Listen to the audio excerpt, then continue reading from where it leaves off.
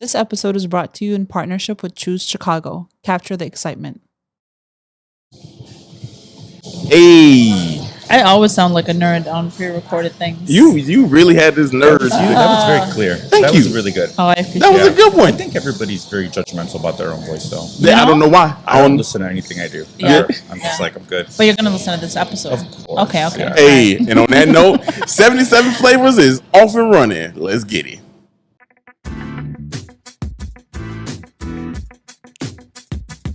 This is the podcast where we visit all 77 of Chicago's historic neighborhoods and discuss their heritage and taste the amazing food. And if you know anything about us, we love two things, food and Chicago. So I can't wait to burn this gas money. You ready? Let's get it. This is the 77 Flavors of Chicago, the podcast. Yo, we are back. Let me tell you something. That gas money line did not age well. Yeah. You weren't kidding. It just gets worse and worse. It is. But here's an insider note from someone in logistics that works with trucking. Okay. Next week, well, you're listening to this is already over. I don't know how it is the week you're in. But next week from the time of this recording, gas is about to go down 1% in price. 1%. Yeah. A whopping You know, 1%. one whopping 1%. Wow. Yeah, right. So what is that going to do? Yeah, It'll be a little cheaper. I'm very confused about all this gas stuff because, like, I read something last night where they're like thinking about doing another. God, what are those checks called that we got? Like Stimulus. Stimulus check. Yeah. Stimulus for gas, and I was like, Shit. can you just find a way to lower it? Yeah, Yeah, just pay I- the gas station so that it doesn't charge me that Yeah, much. but I did see that somebody proposed a bill, which I'm sure won't pass. That was like, we should charge the oil companies for this and give the money to the Americans from the oil companies. And I'm like, that's never gonna happen. Love Because that. it sounds super cool. Yeah, right. You know, Right. that ain't never going to happen. In like 10 years, we'll get some version of that. Yeah, Later, yeah. much later. Yeah, y'all, we jumped right into the topics. Right. We got serious real quick. Current Yeah, events, that would be current serious. Yeah. Dario, Sarah? and we are joined by Carlo, the guy who runs En Pilsen. Y'all make some noise for Carlo here. Oh, Y'all make snap. some What a noise. I think welcome. Dario sometimes forgets that he's not hosting a comedy show. Hey, He'll look. say something like, y'all give it up for, and No. then it's just you and me and You him. never know. Somebody named Carlo. Like, yo, that's my guy, Carlo. You know what I'm saying? Yeah, Like, for sure. I'm looking for the other Carlo out there too because I've never met another Carlo. So, Really? yeah. hey, it's you. I'm trying to think. That's it. I've met a lot of Carlos, but So yeah, I met a lot of Carlos, and I obviously get that all the time. People are like, "Are you sure? Did you forget the S? Like, is this spelling Did you alright?" forget the S? right. I've gotten like, "Are you Mexican?" And I'm like, Wow. Wow. What you mean? My parents just PSA, like don't Italian ask names, anyone. But I have met people by my middle name, which is Giovanni. So a lot of people in Mexican American culture use that name as well. Okay. All right. So Giovanni is the middle name. Yeah. Okay. Carlo. What's your last name and then Yeah. your mother's maiden name? The last four Yeah. digits. The last 4 digits. That's all we need. The above, and fingerprint here. Yeah. Yeah. So Carlo, why don't you go ahead and tell the people everything you do and what you got going on, how you got started running in Pilsen?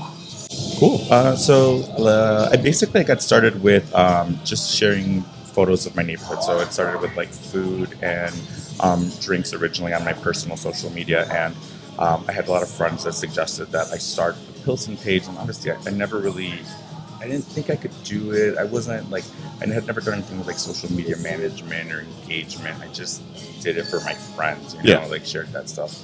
And eventually I quit drinking, and I was just like going on these daily walks, and I started taking a lot of photos of the neighborhood, and I collected a photo album, and I was like, what am I going to do with these? And I wanted to create a Pilsen account, but like that handle was already taken on Instagram. So I was like, oh, well, there goes that idea. And I never did anything with it. And then like, a few things happened, and like one day I'm just like, oh, what if I just made my own handle and like hashtag, and then like, I was really inspired a lot by like 2312 and like DNA info. Like those are two, Huge pages and sites that I like followed very closely for a long time, and I've done a lot of really cool and interesting things in the city and neighborhoods that I wouldn't have gone to. To do things, and I kind of wanted to just do something similar like that at that point. Eventually, I started sharing like some hiring opportunities and like local volunteering opportunities as well, and just the following got a little bit larger, and now I'm fortunate enough that, my passion project does, have some money behind it, because there are some businesses that want, just regular advertising within that, and, that's pretty cool. So I'm just glad to be able to take photos of the neighborhood and honestly document the difference. It's changed so much every day, and I'm doing my part to make sure that I preserve my portion of Mexican American culture in my own way. Yeah, For sure. I think it's really cool because, like, very similar to us, you are doing it just on the Pilsen scale, the neighborhood scale. So you're really doing 77 flavors of Chicago. But just one neighborhood. Just one neighborhood, and that just shows you how much it is in Chicago that you can have that much content in just one neighborhood. That's just one neighborhood of this city. Right. So if for anyone listening that doesn't know this, Pilsen is a neighborhood inside a community area, which encompasses other. Not to talk to you like you're stupid. I'm sure you know. By now, in case you didn't know, Pilsen is not a community area; it's a neighborhood, which is so fascinating because one, there's so many stories to tell, and it really is like just walking down. Dario gets his haircut down the street. Yeah, right down the street from where we are right now. Shout out to Chris Men's Barber Lounge. Hey. Shout out. And so like sometimes I'll come out with him like if he's here on a Saturday, and I'll just like walk around. I'll get coffee. Like I'll go into, and it's one of my favorite neighborhoods. Like, and I'll just like take pictures of the church or like literally just walk around like doing looking up. And it's like a whole vibe, like for real. Like that is. saying really stays true here. Yeah. Like there's so much culture, color everywhere. There's like such a wide, diverse range of people and backgrounds and beliefs, and like it's really rich in all of that right now, So, but it's still really rich in Mexican culture, Mexican American culture, which it has been for like the past 60 years. Yeah. So, it is still ever changing, and like I said, we're all doing our part to kind of preserve the Mexican American culture. Yeah. While welcoming the new as well, because it changes. Yeah. We know what the big G word is, Right. Exactly. We know about that. But so you're from this area. You live in. I love the shirt. He's by the way, actually not from this area. Not from there. Yeah, not from there. We talked about that before. But I love the shirt. And the reason why I really like the shirt is because it's just so. It's artistic, and we're gonna get into it. Yeah. Let the people see it. They see it. It's a selection right across the street. Yeah, right across. Y'all. You know what's funny is I was looking across the street, and I saw them while Dario was parking the car, and then we got out the car, and you were parked behind us, and I was like, I swear I just saw this shirt somewhere. And I like. You know what? They did just relaunch them again. Yeah, so they're probably in the window. And I didn't even think about and that. I was like, I just saw the shirt. Yeah. It just shows you how much pride. That's the effect, though. I'm always Current. repping. Yeah. Hey, look. Local business. Boy, look at us. I forgot to take my shirt off, but we always repping. We always repping. You got to. I read somewhere. This is pretty a dope fact, man. If you run a business, which we are, each one of us individually, we are a business. Right. How you gonna have a business and not talk about it? You know what I mean? Yeah. So you got to rep all the time. Absolutely. It was crazy. So we were talking about speaking of business down here. I actually have been down in Pilsen a lot more than I really realized in my lifetime. So I was telling you, I did my comedy literally down the street from where we are right now. I've had a couple shows at the Pilsen Art House. I got one of my tattoos, which was the Chicago Cubs World Series championship tattoo down here in Pilsen. Where? I forgot the name of it. God. It's changed now. So It is. I remember walking into it, and it has a new owner. Yeah, they got a new owner. Guy took over. Omen. Maybe it's. No, it's not Omen. I'll remember it. Studio One. Studio One. They used to be on 18 and Miller, where the barbershop is, and now they're. And it's changed. I think it's racing. It's changed. So got my tattoo there. Fun fact about the tattoo is I got it on the same day that the Cubs were giving their championship rings. When they were in Wrigley, that day, and I told the tattoo artist, I said, don't put the needle to my skin until the first ring is passed out. Wow. So for me, it was like I got my That's tattoo, at the same time they got their ring. So Yeah. I'm that crazy Cubs fan, y'all. That's awesome. And then I get my haircut right down the street from here, over at Men's Barber Lounge, man. So a good portion. Wait, really quickly, two things. I got a tattoo at Studio One as well too, and it's one of my favorite ones. I've only gotten the one there so far, but it is my favorite. And then the other thing I was going to say, go Sox. Oh no! Come on. You know what? I can't even be mad. No, honestly, the thing is though, I don't get upset about it or anything. I'm not like a diehard sports fan to begin with. Yeah. But to me, it's just like the Sox are so tied to the South Side. Yeah. And I remember growing up, just people always looking down on that. Like now the South Side's a little cooler and people want to be there. Mm-hmm. Drop that name where they live. And Yep. It was always kind of looked down on, and I like it for that reason. But I also have, my brother. We grew up in the exact same house, exact same parents, and he is a diehard Cubs fan, Yeah. like no socks at all. Yeah. And people are like, "How?" And I'm like, "Whatever." Like, and I talked to other friends that are like, they were the free games on WGN. Yeah. That's Socks literally- ones you had to pay, and they're like, I used to watch it with my grandpa, and I'm like, you know what? I can't hate on Chicago. Yeah. It is really, And I don't think a lot of people. You told that story. You said that you grew up on the South Side, but you are a Cubs fan because it's what was on That's TV. what was on TV. It's not like I just one day was like, you know what, I like blue better than black. You know what I mean? Like, to be fair, till this day, you refuse to wear the Sox jersey. Yeah, here's the thing. Because I'm loyal to my I'm loyal to my team. it. You know what I mean? Do you think the Cubs would be like, you can't be here? I mean, You've worn well- a Sox jersey before. I mean, Look at me calling it a jersey, not a sports shirt. Yeah, look at you. Look at you. Thank you so much. There's this Fashion Friday. Yeah. I hope they wouldn't get mad. I mean, if I had to do it for the podcast, I'm putting that Sox jersey on. Yeah, for sure. Right? You know, if the Sox say, "Hey, look, we want y'all to come through our opening pitch," you know. If it was the Cubs or the Sox, obviously. Yeah, I mean, if I had to look, I think at this point they know we represent all 77 community true. areas. That's Dario's points of views do not represent those of the podcast. Look, I'm just saying. I feel like the Cubs and Sox wouldn't put us in that situation. Like I feel like they would be like, "Oh, they're universal." Yeah, Now, that's true. we at a bar. My boys that know me, they'd be like, "Hey, look, what's going on?" I'm like, "Oh, go Cubs." It's different. So where did you actually grow up?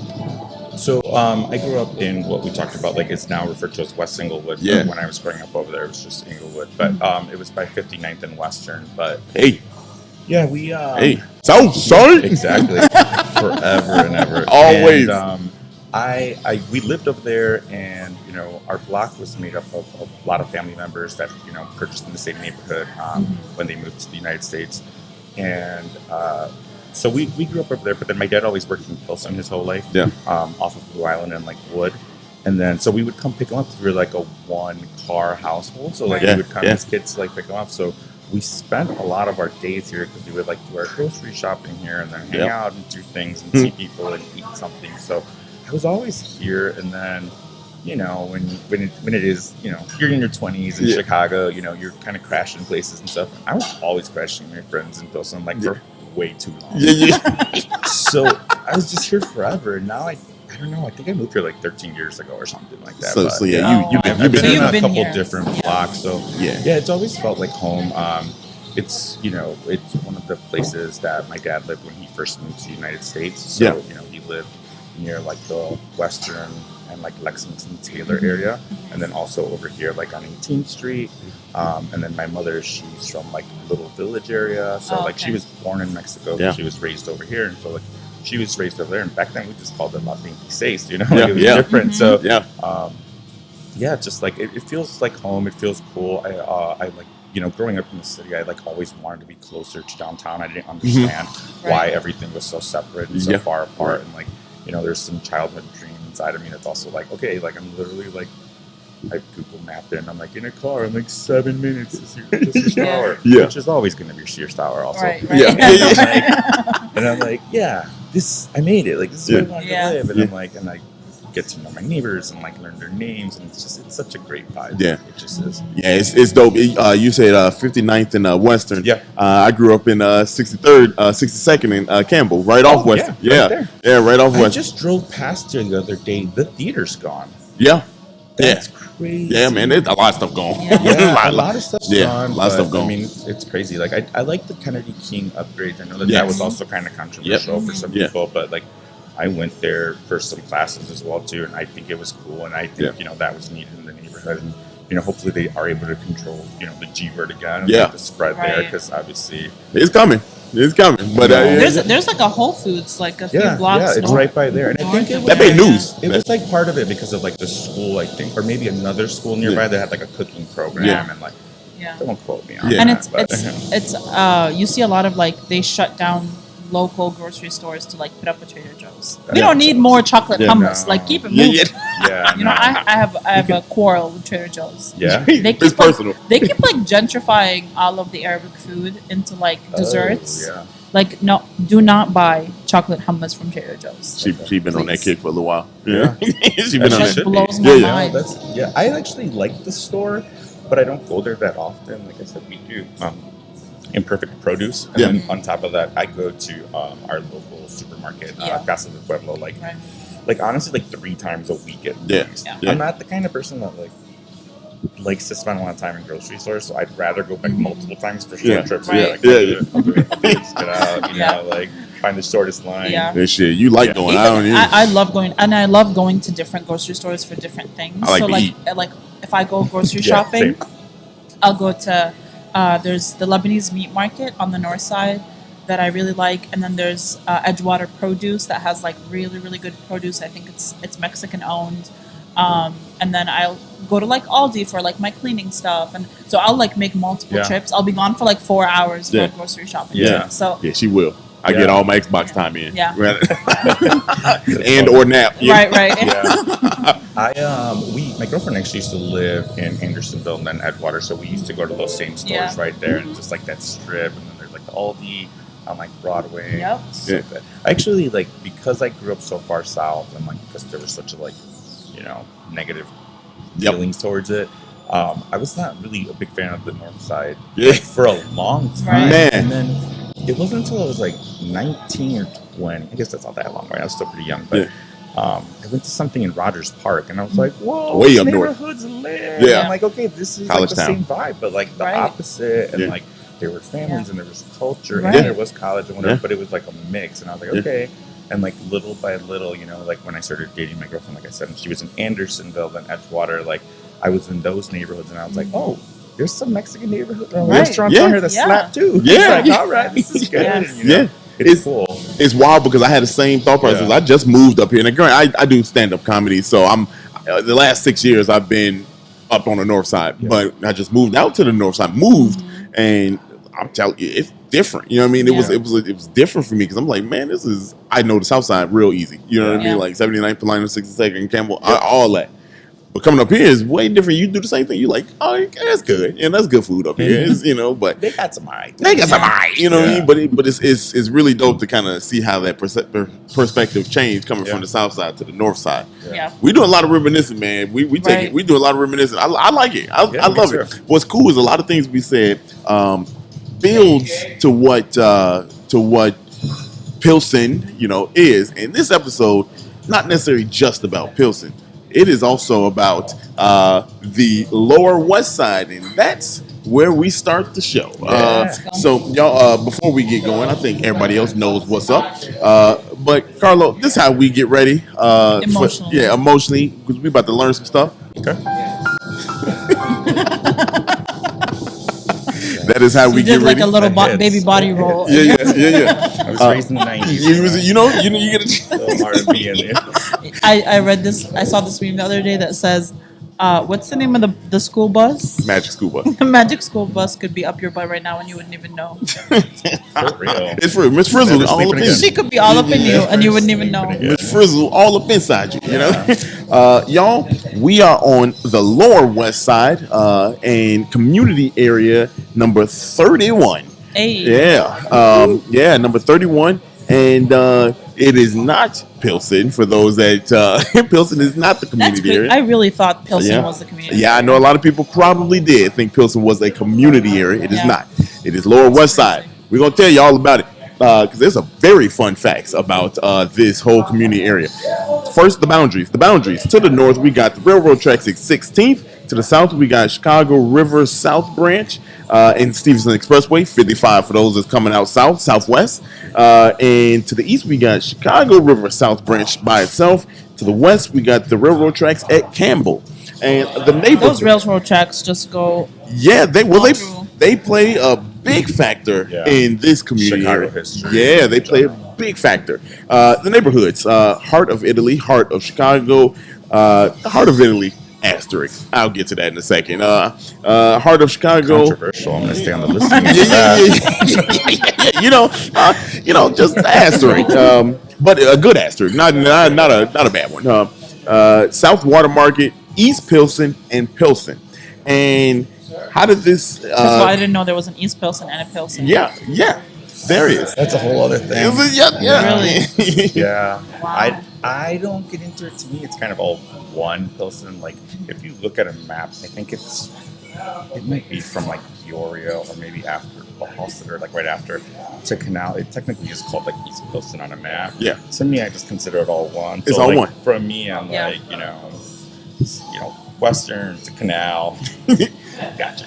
I 100% agree. Yeah. I'm glad we're talking about names because this community area is called Lower West Side, and we've always given a derivative of where the community area got its name, and this community area is all about names. All about names. Where did this name come from? Simply put, it's lower than the West Side, so that's why Really? that's why it's called. But it's not South Side. But it's not South. It's not. That's what we were It's talking. south of Madison, but not south. But it's not South. So But to some people, it is outside, and that's okay too. Yeah, It's that's just okay. Like, like I said, when it comes to that, everybody, I'm just like, well, you want to Call it what you want to call it. Pilsen, Lower West Side, heart of Chicago, like Whatever. Southwest Side. Yeah. And there's a lot of people that grew up here that all feel very different. So I'm like, how are we ever going to come to something? But I Right. think as long as everybody, they're like 18th and Cermak, and that's like Exactly. kind of how we function. Yeah, that's the fun. Yeah. But now, as far as the neighborhoods, the names do matter, and I think this one is very interesting. This community area is very interesting because the name is kind of how I'm going to tell the story of this community area this time around. We'll start with Pilsen. The whole area was populated by Germans, Irish, Can I Italian. guess Polish. Yeah, German, Irish? the typicals, the usual suspects. But it makes a bit of a difference this time around. This was like an entry point. Okay, so if you look at it on the map, and because of the river, because of the railroads, this was an entry port. For immigrants to come into the city and make a living, and a lot of people made a living off of the river being right where it is. A lot of industry and such. Why do I do that? I don't know. I've been doing. What's your favorite word? Yeah, now all of a sudden, I don't know why I've been doing and such. No, I'm good. No, Okay. I'm good. I've been doing and such. It works. Yeah. Are you calling it slacks though too? No. I ain't made it there yet. Cool. I ain't made it there yet. Please don't let me, Lord. Pro No. Patrol. But so they made immigrants entry port came here, right? The Bohemians also settled into the area, into the oldest sector, right, of Lower West Side. They settled in here, and they called it Pilsen, based off of the Czech city Pilsen. Yeah. So if you look up Pilsen, it is a Czech city. I did look it up, and I did get a Czech city. I Yeah. was like, what is wrong, Pilsen? Yeah. I was like, oh, there's somewhere in the Czech Republic named after Chicago? That's Yeah, crazy. right. Yeah, of course. That's awesome. That's so Chicago. It's funny because like once in a while, like people from the Czech Republic will like tag me and things, and they didn't mean to, and I'm like, wrong Pilsen, but also Yeah. same Pilsen. Yeah. Right. Yeah. I'm like, you know what? I'm going to share your thing Yeah, because I like we it. got your I name. like We got our name from you, so. Right. So here's some interesting things about the Czech city Pilsen. Did you know it is known for Pilsner Beer?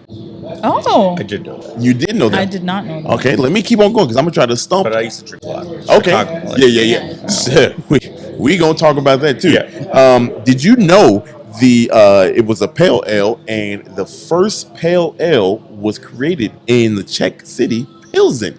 I did not know that at all. Yeah. That's awesome. Wow. Yeah, it was the first one, and it's Pilsner Urquell, and it's still it's still produced today. Yeah. Yeah, so it was Awesome. I out of did this. not know that. Yeah, there you go. Look, 1 point, Dario. Yeah. there you go. 1 point, Dario. I feel like I got a few more coins coming here because like I did some excited. deep diving here. So there y'all go. Don't say that because someone's going to be like, you didn't dive deep enough? Well, let them keep not going. enough There's information. always more to add. It's like, always- people on the internet drink it. It's like, I'm trying to fit as much as I Concise. can, Yeah. a little Yeah. bit amount. 30 minutes. It's not all of it. I Yeah. didn't say it's all of it. It's just a little bit Wikipedia page. Yeah, Yep. I'm trying to move here. Right. Right. Yeah. So there's Pilsen. Okay, so that's how Pilsen kind of came about. Now let's talk about the South Water Market. Okay, so the South Water Market, the name kind of comes from exactly what it was. It was on the river, right? It was a area by the river that they had a lot of manufactured immigrants worked and trades, happened and things like that. Trades as in work, it all happened right there. Businesses. They even had like sweatshops and shit, all the stuff down there. You know what I mean? Like they were working. So that area, simply put, called South Water Market. South Water Market. Now, here's some fun fact. You say you used to drink a lot, and we talked about the Pilsner Beer. Did you know that one of the oldest breweries in Chicago is actually in Lower West Side community area? Is it the Schlitz one? Not Schlitz. It's You something. It's the one by 18th Street. there you go. I'm gonna give you a point. It's oh man, I really can't. I got you. It is the Schoenhofen brewery. Yep. Yeah, German? Yeah, it's German. So it was built in 1862 on 18. Damn. That building is insane. Yes. 1862. 1862 and on 18th and Canal. Here's some fun facts about that. Like I said, it was built in 1862. In the 1860s, this is how popular this beer was. It used to do 600 barrels per year. Now you think about that in 1862, 1860 in the 19th century. That's a lot of. It's a lot I of thought there beer. was something that like it was against the law to drink.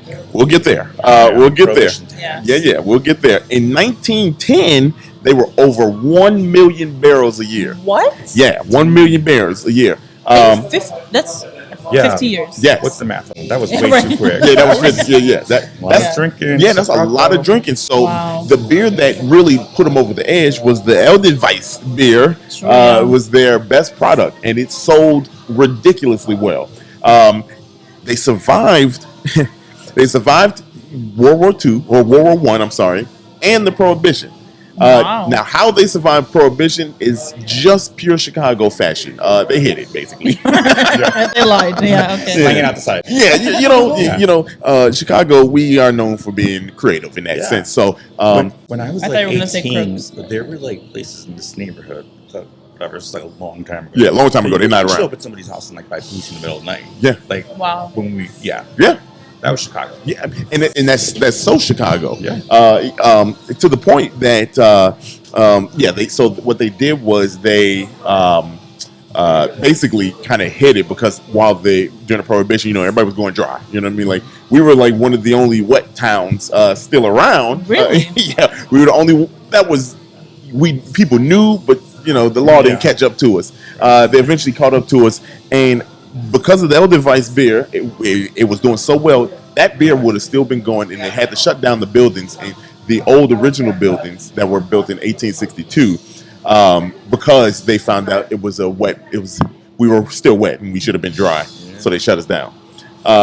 Chicago. Chicago. Always shutting down the party. But here's some more facts about our brewery.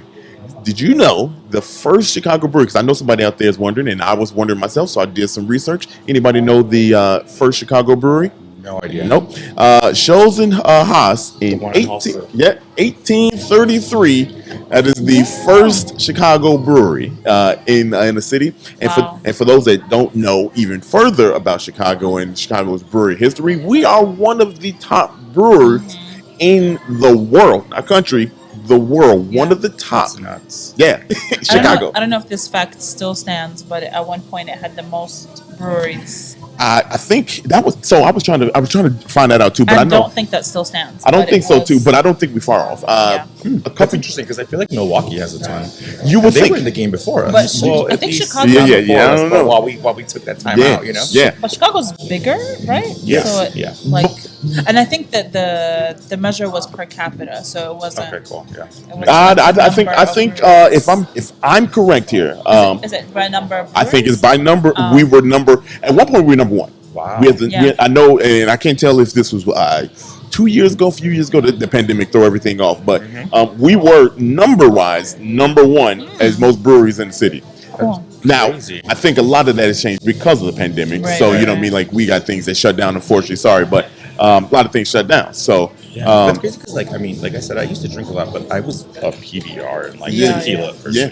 Yeah. That was me. yeah. But I did go to a lot of breweries, and at least I don't remember. We don't think about it. Have been in the beginning, like I remember when Lagunitas open, and the Goose Island opened, and they moved, and they would have those awesome 312 events, and like that. And now there's a ton more. And because I don't drink, I don't know all the names, but and Revolution, another good throwback. Yeah, huge in Chicago. But I never realized it was that big. Wow. Yeah.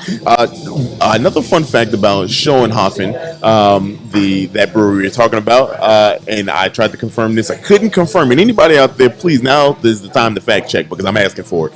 I believe in the basement there was a well where they did all the the brewing and all that kind of stuff. The brewery. Yeah. So the only well and the oldest well in the city is also in Schaffenheim. Schaffenhofen. That's Schoenhofen. I did not know that. I know. That's awesome. Right? Yeah. So somebody please confirm that. I'll probably confirm it before y'all get to it. But they said if you could have confirmed it, why didn't you confirm it for this episode? Right. Because I'm not going back and re-edit it. I'll tell you You that gotta much. keep everybody guessing. You know what I mean? I said what I said. I give you the information I give you. You gotta figure out the rest. Y'all can figure out the rest. I did enough, man. Look at the guy pages, bro. I'm doing book reports and adult life. You know what I'm saying? What happened? Let me give you a point for that. I am doing book reports. I done did 44 book reports. Damn, that is a lot. That is a lot. That's a lot. I've outsourced the restaurant portion to our guests. I'm just like, You'll talk about it. we'll find a restaurant. Me, I still research for like an hour and a half. That way, because honestly, like if you look up Pilsen restaurants, something else is probably going to pop up first, and I want it to be somewhere that's pretty authentic. Right. There's a lot of areas where I'll pick a place for sure, and most of the time I do. But a lot of the time, if I'm reaching out to someone from the community, I'm gonna ask that person for a recommendation because you live here. Why would I traveling within your city? Right. Like why would I choose something? And we already know we did a Lincoln Park, the Lincoln Square episode. They tout you can eat. You can eat around the world in that community area, and in Chicago, you can definitely eat around the world and throughout this whole city. In all 77 areas. In all 77 community areas. Community. Now, so we got Pilsen, we got the South Water Market. What's next? Heart of Chicago. So the Heart of Chicago, did you know, it was settled by Italians that moved from Tuscany. Over in Milano, all overseas of Europe. So that's where they came from. All overseas of Europe. Yeah, my bad. You know what I was talking about. I knew what he meant. You know what I meant. You know what I'm saying? I'm give me my popcorn. All these lessons. Man, look, I told you with the timelines. Remember, but I'm like, just let me hear it again. Yeah, I got you. Some of the oldest buildings in Chicago are in Pilsen. Are in the Lower West Side. To the point that in 1875, the streets were raised. For new sewage system, 5 to 10 feet they were raised. Some of the buildings are still below street level because they didn't want to change. They just said we're gonna keep it. So they don't have sewer? They got sewer, but not the point where they probably want it. You know, there's still some houses like that are still like lower. Below. Like there's a couple steps and like you had to go down. But below. And then there's some that like when I remember started going to parties from like 17, 18. There was like all these like it felt like planks, like deck things that were like, but it was over because you had to go over like that. What was originally the first floor underneath. It's so cool though. So, wow. That's honestly what always was one of my favorite things about this neighborhood. It's like the architecture and like I've lived in so many different apartments and like some of them have been really tiny rooms and they're challenging spaces, but like as a creative, like it's always been fun for me to like figure out how to make it work, how to make it good, and like it's cool because then you walk down the street and you go to like the little, I call them tienditas, the corner store, and like you go there and then it's like, oh man, they made their small space work for them. Right. The vibe too. And it's like, you're like, I could do this. And like I love that. And like every apartment is like, it's like the buildings that I lived in. Like my apartments never look like any of the other units. And I'm like, all right, cool, I love this. It's so Chicago. You better than them. It's a competition for everything. I know. Right now. Just like those older buildings. Yeah, right.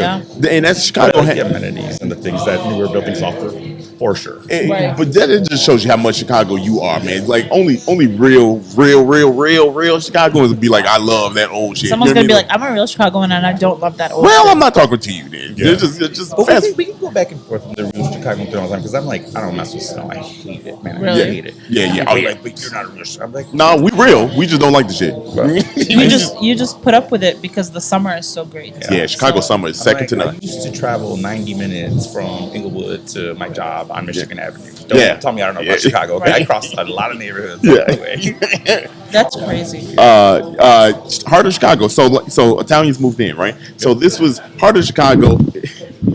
Heart of Chicago is kind of like again another entry port to the city, right? But where does Heart of Italy come in, right? Because we said the Italians moved into this area called Heart of Chicago. They have a strip that is really called Heart of Italy, and all it is restaurants, shops, and things like that. And the reason why it's nicknamed Heart of Italy, that's why I gave it the asterisk, because it's nicknamed Heart of Italy, because they wanted to preserve the heritage and the culture of that part of the land where they, settled in Chicago. So that's why you have Heart of Chicago / Heart of Italy. There you go. Yeah, it's a cool little area. Have you ever driven down it? Yeah, I've been down there one time. I don't think I have. Yeah, I want to go. Drive, yeah, we'll definitely. It's not very far, but it's definitely something cooler to see. Like during the day, I would say like during the summer because it's so alive out there. Yes, it's alive. You forget, like I said earlier, like I've lived in so many different blocks in this neighborhood. Mm-hmm. And, gone to different stores and part of different little communities of that block, and like. It's just crazy to me when I walk through another block and I'm like, oh man, and like I never forgot that was there, right? Because like growing up in Chicago, like my dad used to take us there all the time or whatever. But it's just so cool that it's still alive there, like because you have the Mexican clubs around like 18th Street and Cermak, and there's just that strip where you're like, whoa, Am I really like a few blocks away? Yeah, that's crazy. And that's a beautiful part where people venture off, come down to the west side, come down to the south side. There's a lot of things. We're down to one neighborhood left in Lower West Side, and this is why I want to tell you why does Pilsen matter? And this neighborhood right here, whether it be East Pilsen or all Pilsen 1, listen to this. It's known as the Arts District, right? A lot of murals, a lot of paintings. If you go to the mosaics on the wall, it's very colorful. I took some pictures while we were out here too. Very, very colorful. And proud Mexican identity out here. So proud Mexican identity. You really can't stress it enough. The Mexican Independence Parade, I hope that's coming back this year, but that is just a reminder of like what this neighborhood is. Yes, El Sol comes back in the summer. Right now it's 18. That one's on Cermak. Yeah, that's on Cermak. Insanely huge. But it's also the carnival rides, music, Mexican food, Mexican street food. Absolutely fun. Absolutely That's fun. That's literally like one of the reasons. So I studied abroad in Mexico while I was in college. And I was like, I don't want to go back for the summer. I'll just stay and do an internship here. And I stayed. And then I was like, all right, I'm graduating in 9 months. I'm coming back. And then I moved back for 2 more years because it is like just so alive, so colorful. Everyone is so happy. Like no, some of the, and I lived in Querétaro, which is like in the center. Actually, it was like in the middle of, it's 2 hours north of Mexico City. Okay. So it's like in a smaller city, but it's in the middle of the country. And so people were going through it in certain parts of the city, but no one was unhappy. I mean, people were positive. People were enjoying their lives. They're like the little squares in the downtown city center. People were dancing. There was like banda every day. Like it was just. That's awesome. Incredible. Yeah. I've been to a lot of different cities in Mexico, but it's been a long time since I've been to most of them. So like when we were younger, our parents would take us on vacations, and we still had some family over there now. I think most of them live like in border Texas states at this point. Last year we did go to Cabo, which I had never been to before, and I thought it was going to be crazier. I thought it was going to be wild, but maybe because of the pandemic it was calm. Yeah. Or maybe the resort we chose was calm, and it was a great time. And it was actually more full of culture than I would have thought, to be honest. So it was really cool. We went to like the local things and things there. But my mom's actually from San Luis Potosí. Oh, no way. Yeah, I visited. I love San Luis. It's just insanely beautiful. It's like cathedrals and color, and like they have this one carnival called La Feria, I believe.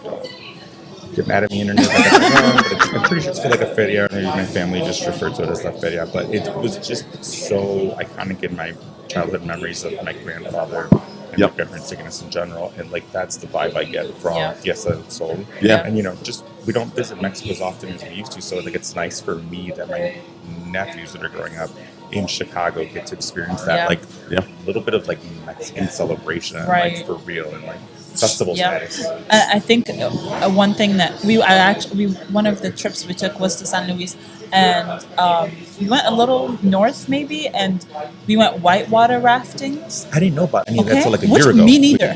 I did not know that existed. I swear, at one point the river mellowed, and we were just sitting in the raft.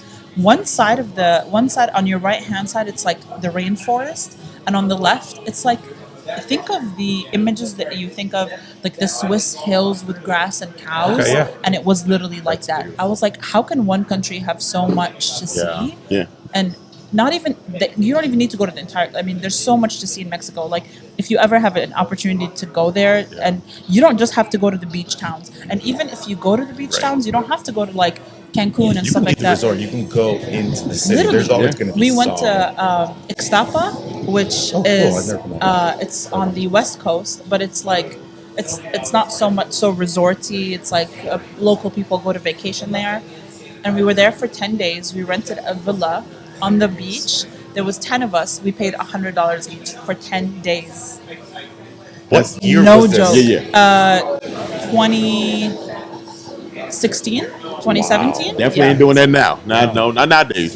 No, but I mean that's awesome, like what 5 years that's ago. That's how you take it in. Like, that's how you take it in. Yeah, like, it's insane. When we did visit all those cities when I was younger, my parents took us on vacation for like 3.5 weeks, where we went to like different cities every 4 days. So I went to like Guadalajara, Morelia, San Luis Potosí, Juarez, Torreon. Wow. A lot more than I'm forgetting right now. But in my adult life, I've just been to like Cancun and Juarez and Cabo, like back to But that's like so incredible to have gotten that experience. Yeah, like, I'm really grateful for it. I'm like, also, how did my parents afford that? Like a month vacation with 2 kids? Like, there's different stimulus back then. Yeah, right. Yeah, exactly. But it's funny that y'all taking this trip down memory lane here because in East Pilsen, in the lower west side here, is the National Museum of Mexican Art. And here's some fun facts about the National Museum of Mexican Art. It was founded by Carlos Tortolero in 1982, 2 years before I was born. And at that time, they opened up in 1987, and it was named the Mexican Fine Arts Center Museum. Like I said, opened in 1987. Now, they were meant to provide positive influence on Mexican community.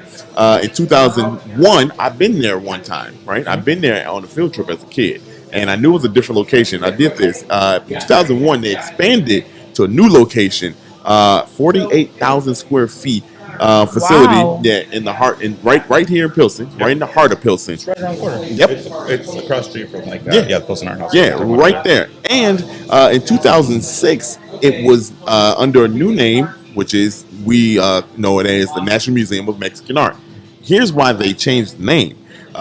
It is home to this America country's largest Mexican art collection, more than 18,000 pieces from ancient Mexico to the present. Had no clue. You knew that. I did know that. I go there pretty often, though. Not often enough, I guess. So I didn't go there for like... I don't think I went there until I started this page, to be honest. And then for a while, I was just going there really often and like just kind of seeing the same things, but like, you know, different days, the art hits you different ways, and it was just like cool to have that. And it was also the idea of like the fact that I knew that it was the largest collection in the United States, and I'm like, it's like 7 blocks from my apartment. Right here in Chicago. Right here. But Chicago has a lot of these, like the largest National Museum of this. Which is really dope. You say you went there all the time. It is the funny thing is it's the first Latino museum accredited by the American Alliance of Museums. Wow. Yeah. And like I said, you went there all the time, so it's open Tuesdays through Sunday, off on Mondays, off on Monday, close on Mondays. A lot of things around here. Like barbershops. Yep. My barber is now open on Monday. There you go. Yeah. Hey, shout out to Chris one more time. Yeah. You know, 10 to 5 p.m. and it's always free. Yep. So if you want to learn about some culture, about the Mexican culture, man, come down here, man. Y'all, you really got to. It's the city's, is the country's largest museum for Mexican art. And they culture. have a special exhibition right now too that they're doing. It's the Frida Kahlo like private collection. Some things that are going to be here for a while that just opened. Yeah, so yeah. I actually haven't made it to see that. I've been there like twice this year already, but I like to go off. Yeah, and we're gonna go to that. I didn't go often during the pandemic. Yeah. It's fun to go. Yeah, I remember the first time I went. It was, I think it was 7th grade on a field trip, and I went when it was at its old location. Where was that? Man, it was somewhere. It was somewhere on the, like, I want to say southwest side. I didn't write it down here, but I've always said, and this is honest to God, I was like, it was one of the museums that actually like changed my whole like thought process on museum, because I went in there and it had I remember had Day of the Dead stuff featured there, and I was like, that was the first time I seen Day of the Dead stuff, and I was like, yo, this is cool, because the art, and then you start doing the research on it, like you understand what they were talking about and like why it's Day of the Dead. And I was just like so amazed, and it was the first museum, aside from the the big ones that we got here in Chicago, that I had gone to, and I'm like, yo, this actually shows culture, you know what I mean? Like, and this is again the old location, but I haven't been to the new one, and I really cannot wait to get to we're the going beautiful. now that Frida's there. Frida is her girl. It's beautiful. It's like I think the perfect size. Like the way it's separated into the rooms. Like they do a great job of like curating those collections. Yeah. Personally, like one of the reasons that I started going there a lot was, and I can't remember this artist's name right now, and I hate myself for it, but not hate myself, I'm a little upset about it. There's just like a lot of Mexican American artists there that they feature on that, and that's really important to me because, like, I'm not Mexican. I'm Mexican American. Yeah. It's a little bit different, and I remember the term Chicano being thrown around when I was younger, and I didn't really know what that meant. It took me a while to kind of get closer to my Mexican heritage, and it was the museum that helped a lot too, because it was one of the first places that I could see that I was like, oh, these are other Mexican Americans that have been able to do things and to figure out a way to make it work for them, most of them at least. But it really is a struggle, it's interesting because like there's so many people always like relatives, right, or friends like trying to fact check me, like how many Vicente Fernandez songs do you know, and I'm like, how many Mexican artist names do you know? Exactly. Like we just know different things. Don't do that. Don't do that in that. general, but that's crazy that it's a family thing though. I was about to say, I was gonna say that family will do that to you all the time. That's such an interesting, like, I don't want to say juxtaposition, but it's so interesting if you're like first generation or you frequently interact with relatives that live in like Mexico and you live here, because like I have relatives that do the same shit to me. They're like, you've lost part of who you are, you've lost part of your culture. It's like, no, I'm just, it's a whole new category that I fit into that is not the same.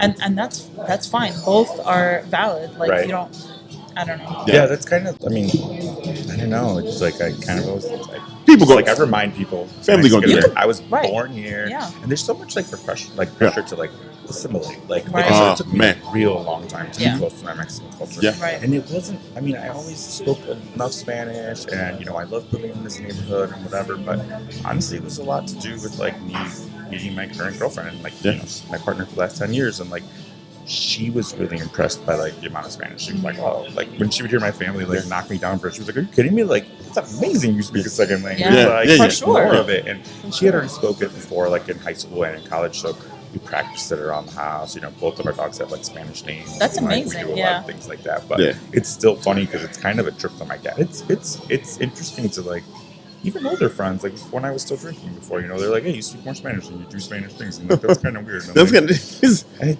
just let me live. Right. Let me live. But it's funny because I'm like, the more I learn about Mexican and like culture and more about learn more about Spanish, I'm also like, oh, so I'm not really Mexican. That's other shit that happens.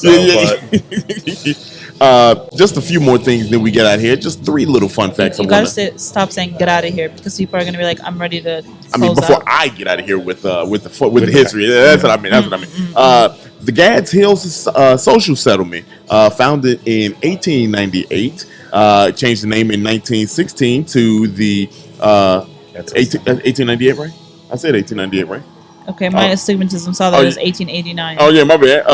1916, they changed the name to the Gads Hill Center, and it's still operating today. Yeah. And the reason why it operates kind of like if you think back to, or anybody listen to us, you listen back to the Chinatown episode where we talked about that. They have the center that helps immigrants kind of assimilate. You know what I mean, and kind of find their way around poverty, education, things like that. Just learn their way around a brand new city and brand new country, for a lot of people. So still here in Pilsen.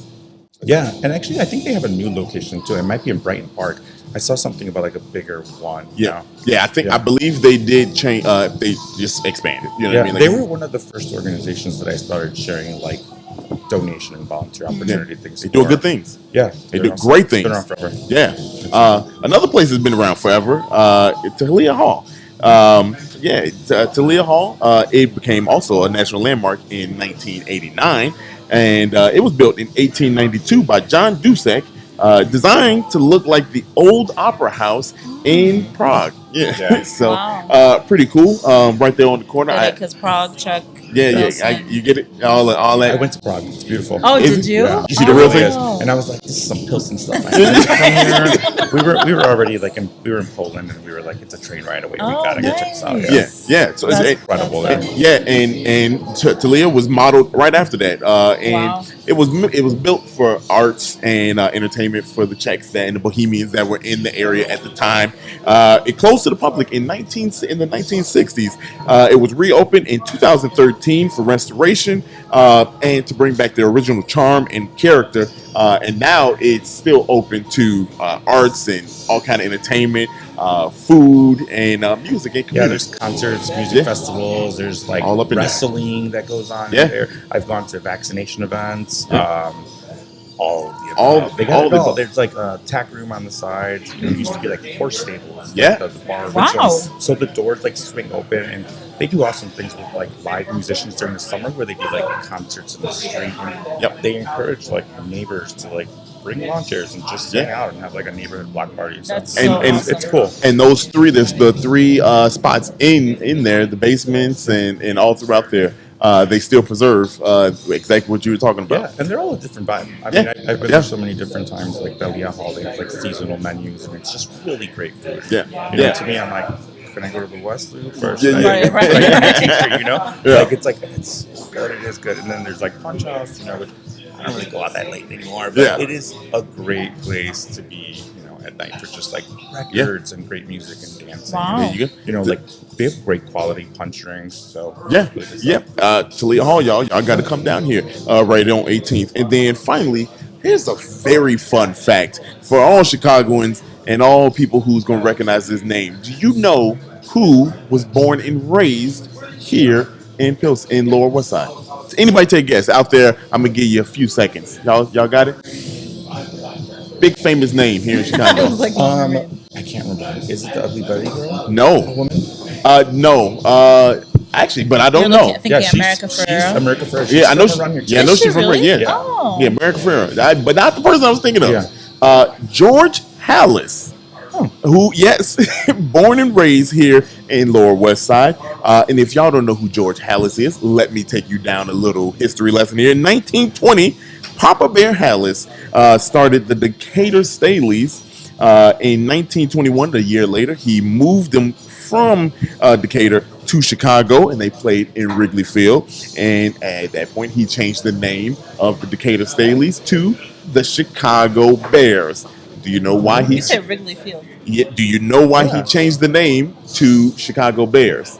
To honor the Chicago Cubs because they played in the same stadium at one point. Okay, I get it. Yes, he was the coach all the way up until 1967 and remained the CEO until 1983, until he died. He died in 1983.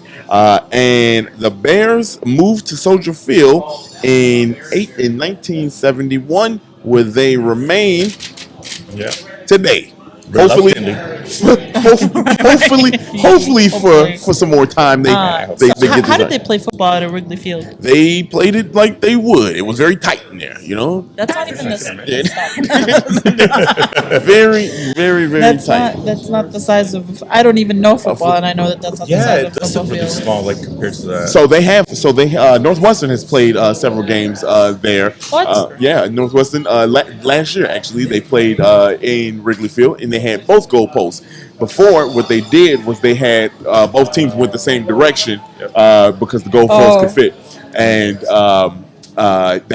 each team played in the direction of the goalpost. So, the more you know. That's pretty cool. There you go. I knew about the concerts, the baseball games, the ice skating rinks. Let me give myself a coin for that. And that is the history, and that's why Pilsen matters. There you go. We had a lot. That was a lot. We gonna let that digest so we can eat some food because we are on location inside a very warm outdoor space that I'm sure had to be converted because of COVID.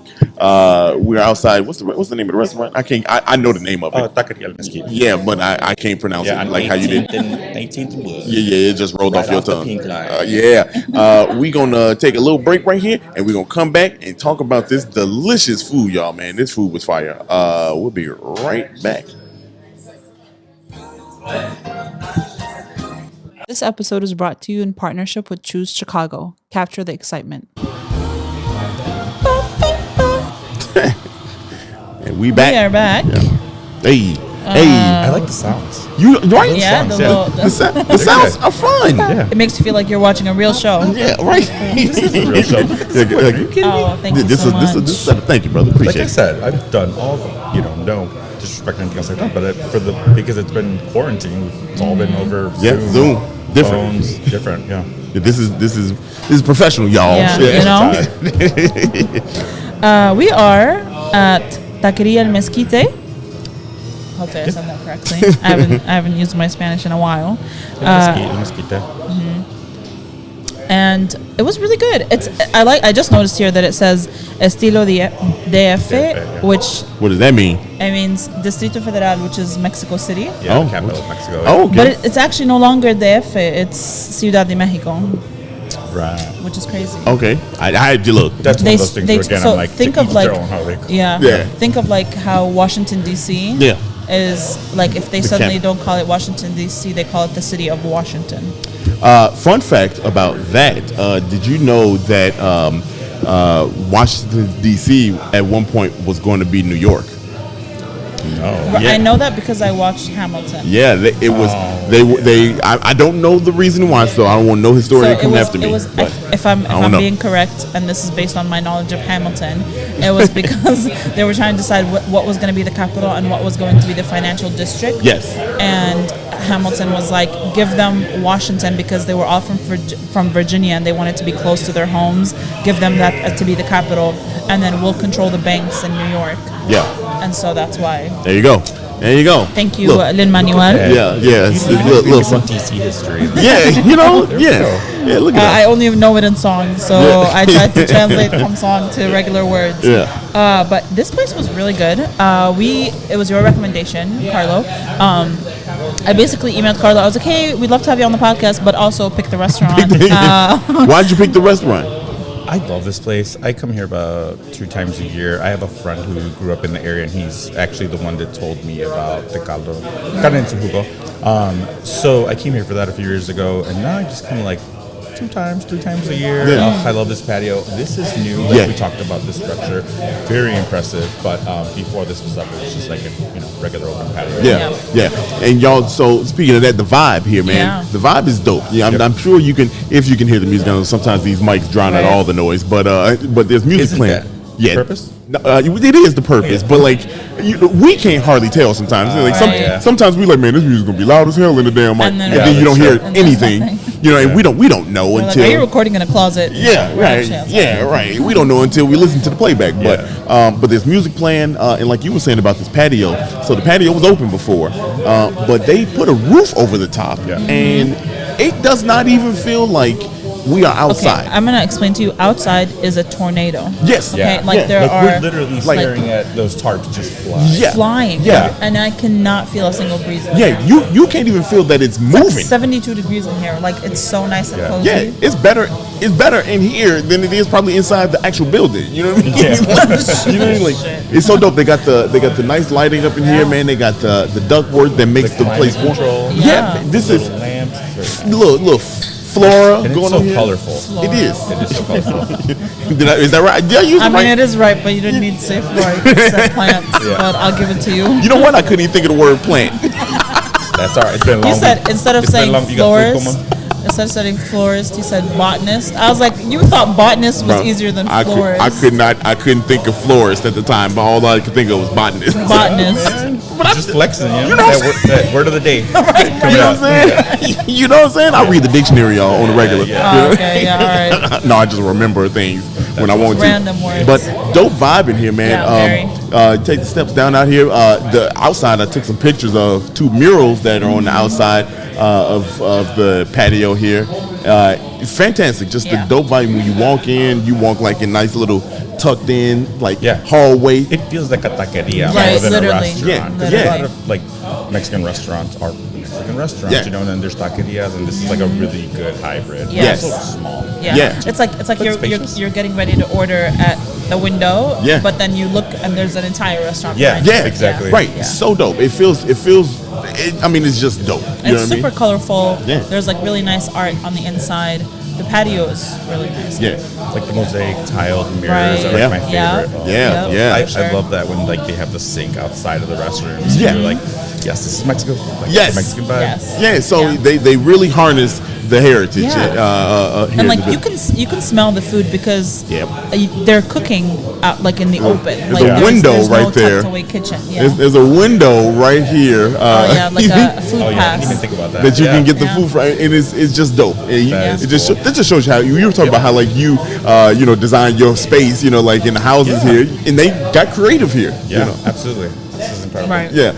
The food though is really where it's at. That's Yeah, where for sure. That's where you shine. It's a pretty extensive menu, and if you've listened to this podcast before, you've heard me talk about how I don't like a large menu, but when it comes to Mexican food, I think it makes Variety sense. is key. Yeah. Right, I think it makes sense because it's literally the same things done in slightly different cooking styles. Yep. So like and different meats. you and, can and get I with. think I've told this joke before where she goes, so what's like a taco? And she'd be like, oh, well, it's a tortilla with meat and onions and cilantro and salsa. She's like, okay, cool. What's an enchilada? Well, it's a tortilla with meat and then some salsa. And she's like, okay, what's a gordita? Well, it's a fatter tortilla with meat. You know what I mean? Yeah. So it's like a lot of the same. It's different cooking styles, but it's the same, similar ingredients. So once you cook, like, I don't know, chorizo, you can Yeah. put it in multiple different forms of serving. So Yeah. that's why I would say, like, even though the menu is large, it makes sense for it to be large because it's the same ingredients. Yeah.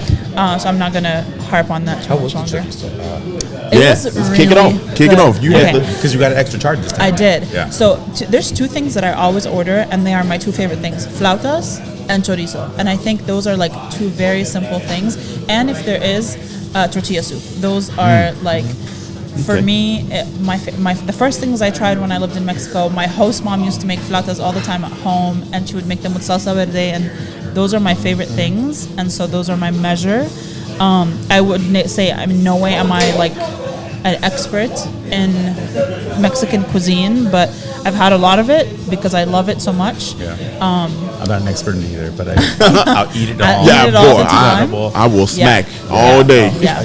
Mexican food just Yeah. right. Yes. Like, Fantastic. I recently got into this sort of thing where I'm just like picking up like a pound of meat and tortillas, and I'm like just meals, quick meals, Yeah. like quick. Easy. I just loved it. Yeah. Literally one of my Gotta favorite. watch that tortilla, but I know. that tortilla intake, but you know. One of my favorite snacks is I used to go to this place that made like fresh corn tortillas, and so you would ask for like a bag, and then you would also buy the Oaxacan cheese from there and the crema, and they would give you crema with a little baggie of salt, so that you can just put crema on the tortilla with a little bit of salt and just roll it up and eat it. And that was like my snack on the bus home Wow. after I picked up the tortillas. I have not had it with the salt on that way, but growing up, my grandma would make like fresh flour tortillas, and then we would have butter, and sometimes you put a little salt on that. Yeah. Oh, so y'all, I'm like full, but also now I know, salivating. right? Yeah. That's how Mexican food is for me, though. I feel like it just keep going. Y'all, Yeah. I mean, he really did. Y'all see the spread we had, man. Like, Oh yeah, they ordered it all. They We did. ordered it all. We did. They ordered it We all. like to, so we can try multiple different Yeah, things. yeah.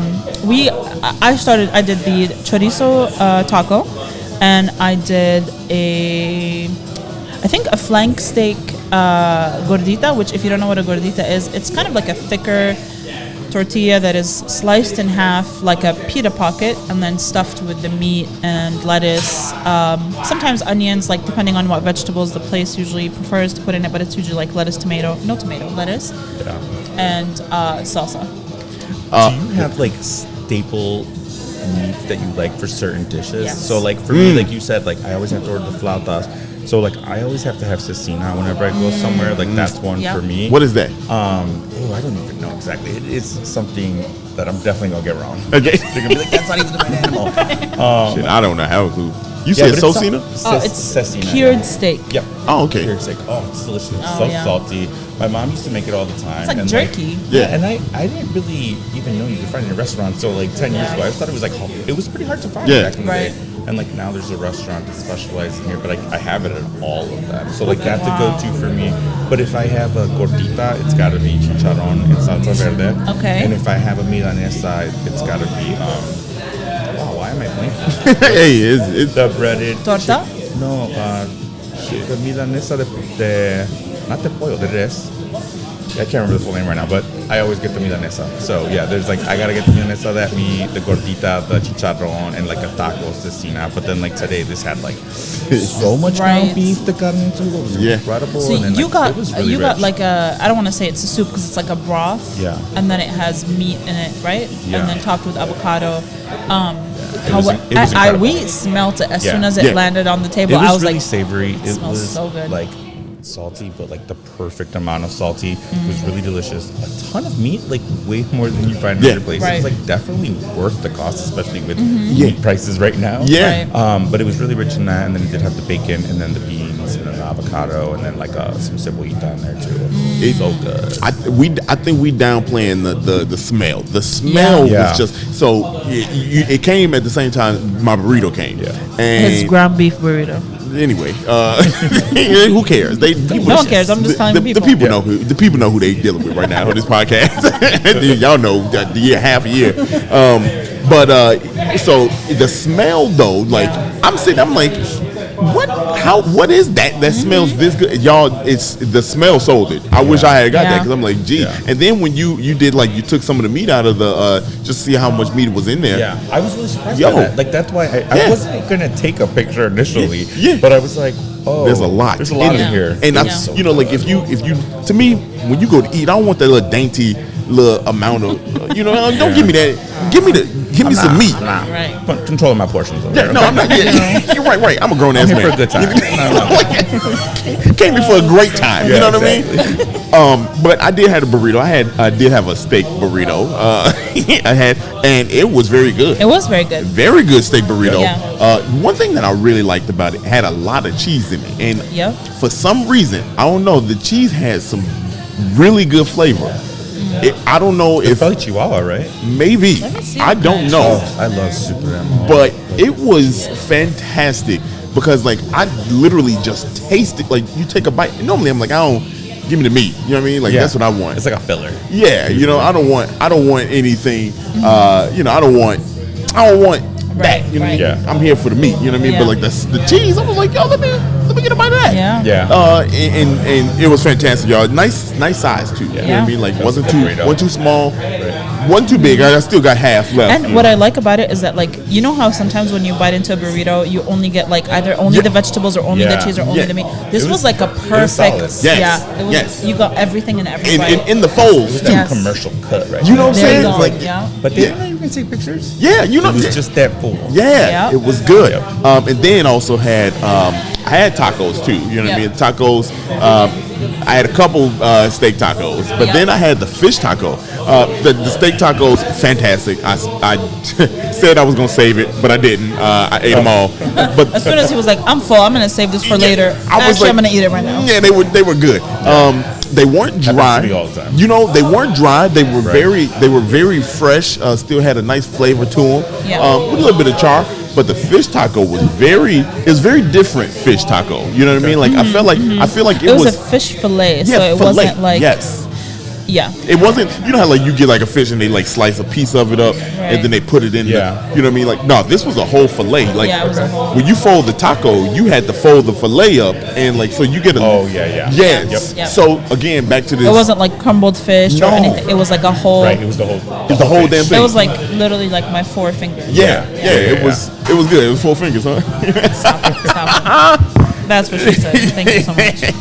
Oh man, I missed it. Did I miss? Hold on, I had it on the wrong thing again. Hold on. There you go. There we go. It's Michael Scott. Yeah. And The then, only toxicity that's allowed on this podcast. yeah. That's what she That's the said. only thing. Then the last thing I had the enchiladas. And, Yeah, those were really now, good. They were fire. Like I The don't. salsa was really good. Yeah, that salsa was. All at of the their Verde. salsas were Yeah, their really salsas good. are really good. I'm a salsa verde kind of person. Okay. But the salsa that came with the chips was a red salsa. That was really good. And that Really good. was fire. That was really good. Yeah, Yeah. I'm a salsa roja person. You are. But Really? I was a salsa verde all my life growing Yeah. up, and I don't know, like I just thought the red was always too spicy, and now it's like I love those. Those are the ones that like Yeah. that chipotle flavor.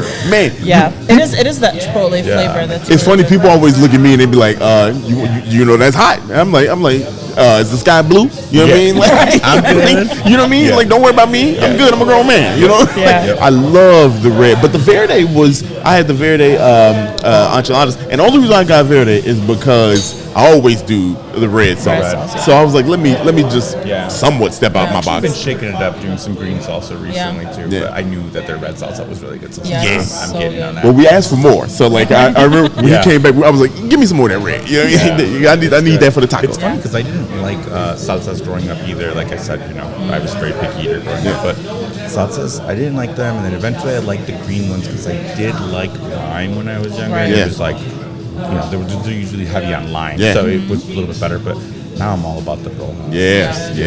Go crazy. Yeah. I love it. For me, overall, this is fantastic. Yeah. And the reason why I like it is portion. Right. Excuse me. Like why do I always hiccup? Like what's going on with me? Always, I'm a grown ass man. You're too Like- excited. You're taking too much air. That was. But I mean, the portions were fantastic. You know Yeah. what I mean? Like, and the prices. I mean, a little bit high, but like for me, like, Are they? I mean, I feel like it. Like tacos. I mean, the taco is like $3.85. Yeah, I think it's pretty That's decent. pretty Yeah. average. Okay. I would say that's average. I mean, for yeah, a it's like taco. hard to find like a cheaper taco in Yeah, Chicago at this a point, good but taco like yeah, like this that too. was a solid. Yeah, Right. Solid taco. Yeah, I mean because like you see the picture, like you get a lot of protein in Right. that taco. So Yeah, the burrito is $11. oh, that's not bad at all. Yeah, $10.95. that's not bad. I thought my The soup was like $10.95 too. Man. Right. With all that meat in it. the, Yeah. the flautas that I are just had a That's crazy. cookout the other day. It was like $10 for a pound of arrachera. Yeah, This is that's a deal. Yeah. Yeah, I take that back. That was good. The prices is right where they need to be. Yeah. I got the flautas. You get 3 of them, and it comes with rice, beans, and a little salad. That was $14.75, and I think so were your The enchiladas were 14. The enchiladas, yeah. yeah. It's a whole platter. and it's the whole platter. It's yeah. a dinner. platter. It's a platillo, Yeah. so you get like And you get 4, not Right. just not. Cause most places give you 3. Yeah. Yeah. You know, 3 skinny joints. You know what I mean? Yeah. Like it's like, 3 skinny man, you be like, man, come on, man, what the? Yeah. With no meat in them. You know what I'm saying? Like Like, my first flauta. yeah, Right. right. You know what I mean? Like, come on now, stop it. The gordita was like packed. Yeah, that You know looked what I big. mean? And it's always disheartening when you get it because it looks like everything is in the front, but then when you pick it up and you start Yeah, eating, it starts all going it to the back. falls Yeah, in the back, yeah, and yeah. there's just shit ton in there. It was y'all. If y'all are in Pilsen, you got to come here, man. 'cause, Even like, if you're not in Pilsen, Yeah, for real. come out here and spend Yeah. go to the People in museum, Pilsen come probably here already for been here. lunch, like The yeah, peak walk line is half a around. block away. Yeah, The right here. Mexican museum is like 2 blocks away. Yeah. Yep. So yeah, it's all right here. You can Finish literally- selection, go get this T-shirt. Yeah. Yeah. You can literally just kick it in this area. In these like 2-block radius. Yeah, you know, and if you go a little bit more east, But don't just kick out on 2 blocks. Go check out all blocks. I was about to. That's what I was about to say. That's what I was about to say. Go down if you're on 18th Street, because this is like mural heaven down here. You can literally just go down east. You know, and yeah, you can start at Western because there's like a lot of murals from the 70s that date that go back then, like closer to 18th and Western. Yeah. And then it kind of like takes you all the way down, and then at some point 16th Street starts, and then that's a whole strip of murals as well. Yeah. And then there's the viaducts that are like connect from like Pilsen to UIC area. Wow. So like those are done up underneath, and there's like a bunch of like artist alleys that have been. So like there's an artist alley, one that's actually called an artist alley that was like curated. They did like the sidewalk and stuff, and like did everything, and they got the neighbors involved, and they were all into it. It is, you know, like, fantastic. It's incredible. Yeah. So it's really an art district. Yeah, like, literally art district. I mean, like where I get my haircut, right there on that corner, you know, you can like look out the window and see the art in the alley. Right. You know, right there. That new one right there. It was pulled up last year. Down the street from down the street from where you get your haircut is a carnitas place that you can go and like you just ask for Don Pedro's. Yep. So I lived across the street from that place for exactly a year, and it is amazing. You do kind of get tired of it after a while, like just because I didn't think I would ever. So I was like, oh, talking about? And the neighbors were like, just eventually. But it's just now I'm like I miss it, you know, because like. It was also one of those things that just made the neighborhood seem more authentic back then. You know? It was like 12 years ago. But Y'all. Yeah. There's a lot of coffee shops you can go into and get some coffee. Man. It's a very fun neighborhood to walk around in because there's so much to see. So, you know. And go to the whole community area, Lower West Side. Go check out the brewery, you know. Go check out, you know, the heart of Chicago, the heart of Italy. You know, go check out all these things out here in the Lower West Side. I was taken away by like a lot of the history that I found out. And you are in George Hallis's birthplace. That's right. Come on, Bear Down, Chicago. Bear down. You know, Chicago. Oh my, Bear Down, Chicago. Bear Down, Chicago, man. Hey, I'm pretty sure we have to pay for that now. But I wasn't part of it. Hey, look, let me tell you something. This is on Spotify with the rest of the music, so we can get away with it. It's just YouTube. We can't. Yeah, that's right. They got all the rules. Yeah. YouTube gonna be like, nah, son. Nah, son, pay us. Yeah. But Spotify, Amazon, Apple, we good. We can play whatever music we want to. Hey, y'all come out here, Lower West Side. Y'all know what time it is. You know what time it is. Carlo, where can they find you? Where can they follow you? Carlo on Instagram. So I initially got started there at En Pilsen, which means in Pilsen because not everybody knows that. En. So En stands for En Pilsen.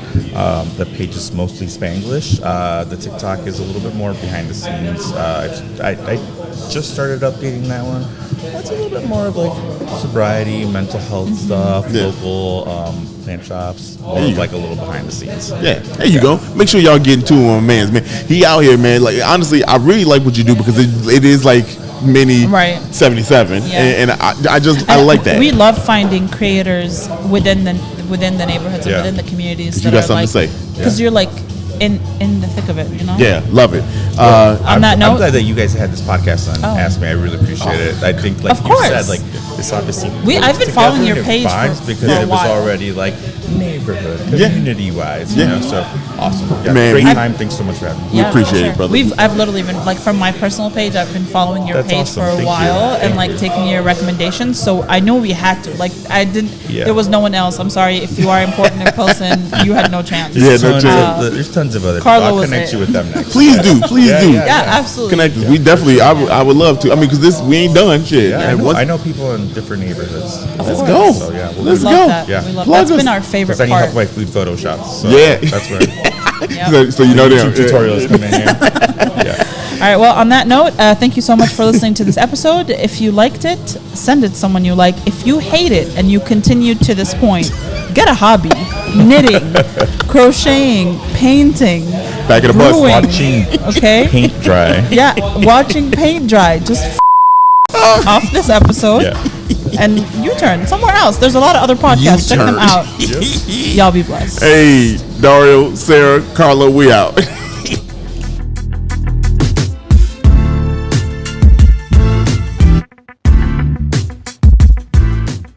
Hey, thanks for listening to this episode of 77 Flavors of Chicago. We hope you enjoyed it. If you can, please like, rate, and subscribe to us on all streaming platforms where you listen to podcasts. And we hope you listen soon. We'll catch you back next Monday with a new episode. Bye.